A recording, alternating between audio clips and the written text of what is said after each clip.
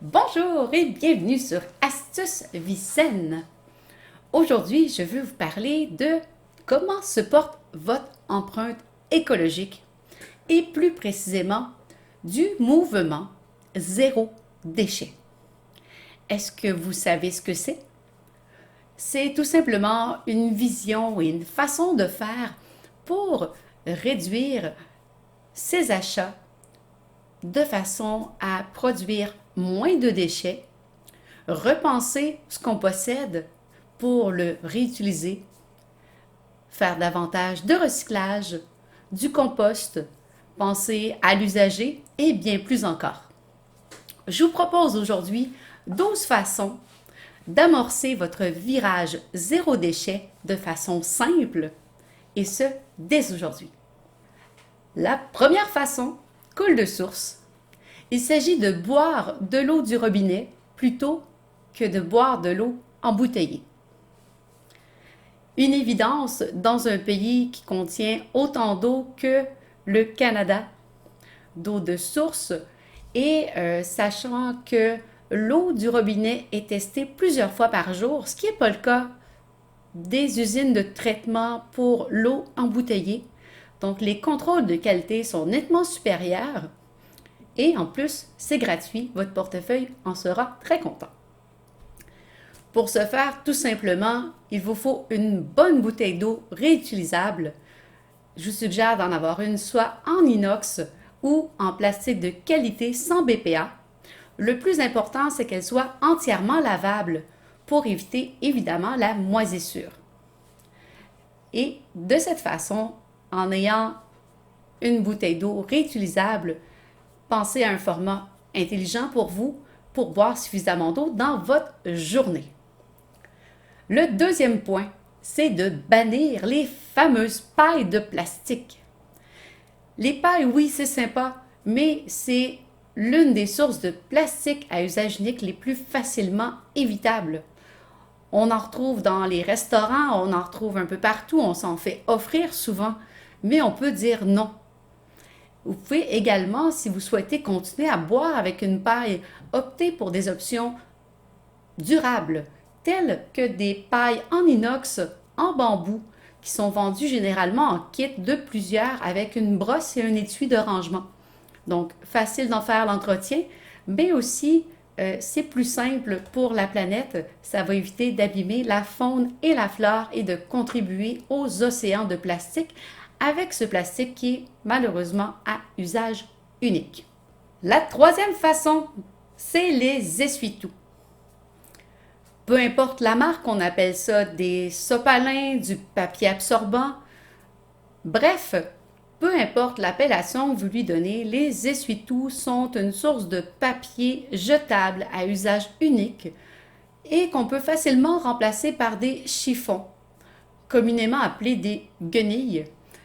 On peut en avoir généralement à la maison et garder les essuie-tout pour vraiment en dernier recours pour un dégât vraiment hors de contrôle qui abîmerait de façon trop permanente vos chiffons si vous ne voulez pas les jeter. Par exemple, un dégât de peinture, ça peut être plus intéressant de prendre de l'essuie-tout, mais encore à vous de voir si vous décidez de complètement changer votre façon de faire à la maison. Il existe des alternatives aux essuie-tout, soit les essuie-tout réutilisables qu'on peut acheter dans plusieurs commerces maintenant qui sont vraiment faits à partir de fibres nouvelles, sont généralement munis de boutons pression ou de velcro pour les attacher sur un rouleau comme un bon vieux rouleau d'essuie-tout. Sinon, des chiffons, vous en avez à la maison et si ce n'est pas le cas, vous pouvez en fabriquer facilement en donnant vie une seconde fois à de vieux vêtements, des serviettes, 2-3 coups de ciseaux et c'est réglé. Vous avez un stock de chiffons prêt à être réutilisé. Et bien sûr, même s'il faut les laver, l'empreinte écologique sera beaucoup plus intéressante parce qu'on fait du lavage de toute façon. La quatrième façon, la pellicule plastique. Encore une fois, une source de plastique à usage unique facilement évitable.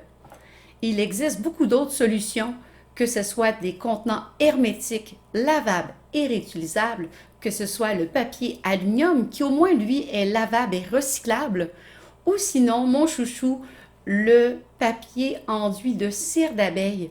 C'est une fibre de coton qui a été traitée avec de la cire d'abeille qui est elle aussi naturelle et qui est lavable, réutilisable pendant vraiment de nombreuses fois.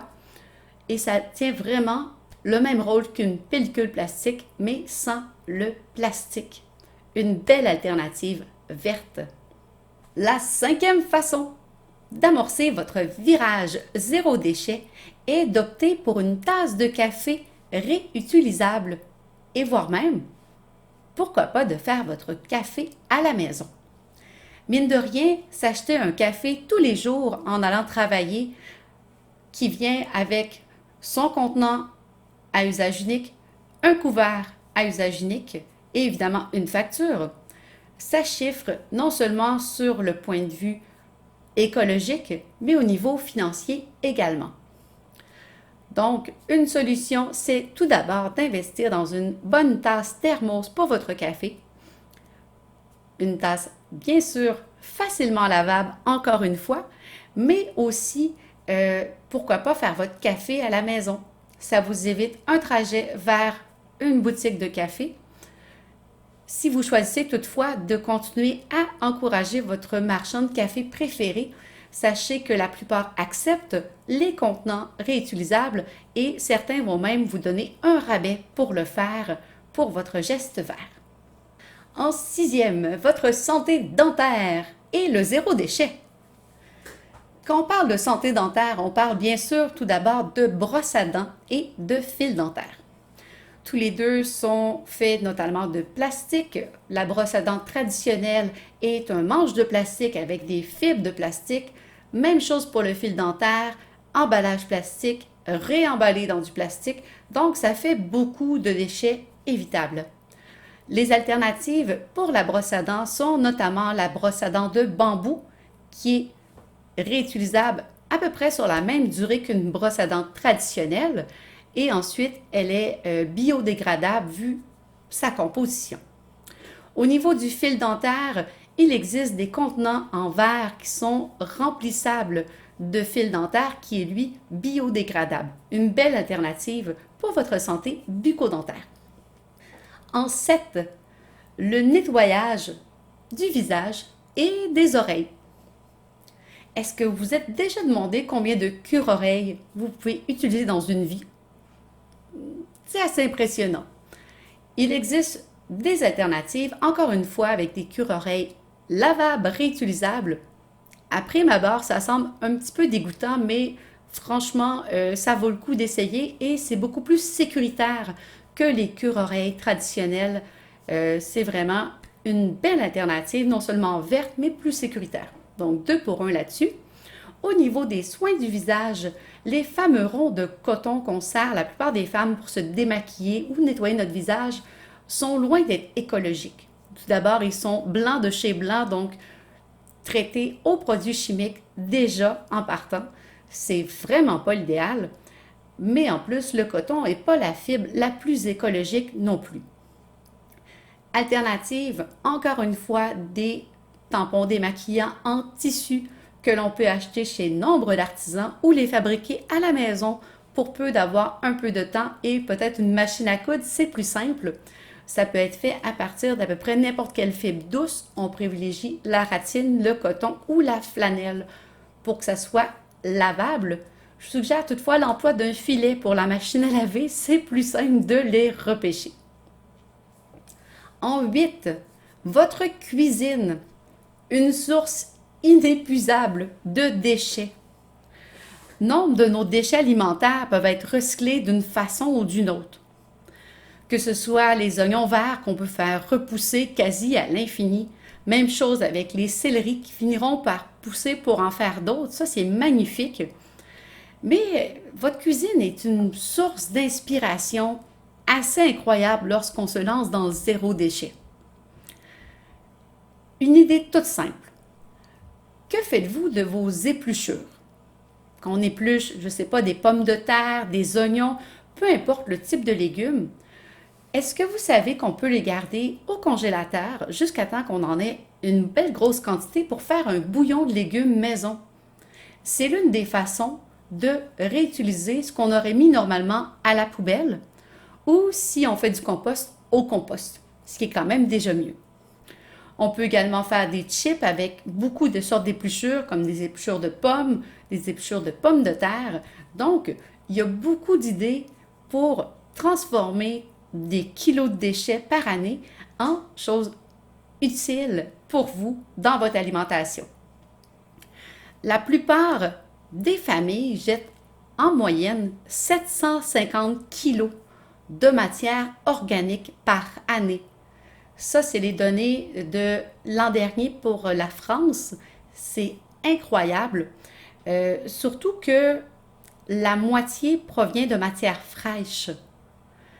Quand on parle de matière fraîche, ce qu'il faut que ça nous résonne, en fait, c'est que ça aurait pu être évité dans la plupart des cas en faisant une meilleure planification de vos repas, de vos restes, donc de la façon de conserver vos restes et de les utiliser bien sûr, et de congeler ce qui peut l'être, de mieux planifier vos repas, vraiment une belle source non seulement d'économie de déchets, mais encore une fois d'économie d'argent. C'est quand même pas rien. Le 9e point, penser usager. Oui, le zéro déchet, c'est aussi de penser usager lorsque c'est possible. Pourquoi acheter neuf ce qu'on pourrait acheter usagé? Par exemple, les vélos pour les enfants. J'achète un vélo cette année, l'an prochain, il va être déjà trop petit. Donc, plutôt que d'acheter un vélo neuf à chaque année, je peux me tourner vers les petites annonces pour acheter un vélo qui va lui convenir cette année, le revendre et en acheter encore un autre sur les petites annonces pour perpétuer le cycle tout simplement. Donner une deuxième vie à un objet qui est encore en très bon état. On s'entend qu'un vélo, c'est pas ce qui s'use le plus. Et vraiment, encore une fois, non seulement économie de matières premières, mais économie d'argent. Je fais juste une parenthèse avant de vous présenter mes 3 derniers points. Je vous invite évidemment à vous abonner à ma chaîne. Si ce n'est pas déjà fait, laissez-moi un pouce, un commentaire, ça me fera plaisir d'y répondre. Sachez également que j'ai un site web qui se remplit de jour en jour, astucevicenne.com. Vous pouvez également me joindre sur Instagram et Facebook. Alors voilà les 3 derniers points. Le 10e point pour faire un virage zéro déchet, c'est d'acheter en vrac. Encore une fois, pour sauver de l'emballage et pour acheter la juste quantité. On peut utiliser des pots, par exemple en verre, qui sont lavables, réutilisables des centaines de fois. On peut les étiqueter avec le produit désiré. Et quand le pot est vide, il suffit de se rendre en magasin pour le remplir de la quantité nécessaire. Pas plus, pas moins, pas de gaspillage, puisque vous avez en plus un contenant hermétique. Le magasin va peser votre pot, donc vous payez seulement pour la quantité de matières premières que vous mettez à l'intérieur. Un choix éco, intelligent, ça vaut la peine de l'essayer. Un petit changement d'habitude, mais au moins il n'y a plus de gros pots qui traînent pour rien. La 11e façon, c'est de revoir la paperasse inutile. Je pense ici aux publicités inutiles qu'on reçoit par la poste pratiquement tous les jours. Les feuillets publicitaires également qu'on reçoit dans un joli petit sachet toutes les semaines. Il y a énormément de publicité papier encore de nos jours et une bonne partie peut être évitée en apposant simplement un autocollant sur votre boîte aux lettres. Non merci aux publicités. Généralement, ça va être bien compris. Votre facteur va éviter de vous les remettre. Ça fait déjà une bonne proportion de papier en moins. Pour ma part, ils vont directement au recyclage, donc je ne suis pas ciblée. Mon petit collant est là toutefois, mais j'en ai beaucoup moins qu'avant. Et l'autre chose, au niveau de la paperasse, c'est que beaucoup de fournisseurs sont disposés à vous envoyer toute la documentation et leurs factures par email, par courriel. Encore une fois, moins de papier qui traîne, vous les recevez par courriel et vous pouvez avoir une meilleure gestion puisqu'on a toujours notre téléphone en main pour planifier vos paiements tout simplement à la réception de la facture. Donc, beaucoup moins de papier à gérer. On est content. Alors, le dernier point, le 12e, c'est de faire des échanges avec votre communauté. Zéro déchet rime aussi avec esprit de communauté, d'aller élargir ses horizons. Et un exemple simple que nous avons mis en place ici, nous, à la maison, c'est qu'on partage des outils avec des amis et de la famille. Pourquoi acheter une toupie ou une sableuse si mon ami en a une, qui n'en a pas besoin présentement? Il me la prête le temps que j'en ai besoin et de l'autre côté, il peut m'emprunter ce qu'il a besoin également. Donc, un beau partage qui peut s'instaurer, ça noue des bons liens forts également et on est toujours satisfait de rendre service. Alors, j'espère que je vous en ai appris davantage des nouvelles façons et surtout que j'en ai donné le goût de vous mettre au zéro déchet. Je vous dis à très bientôt. Merci.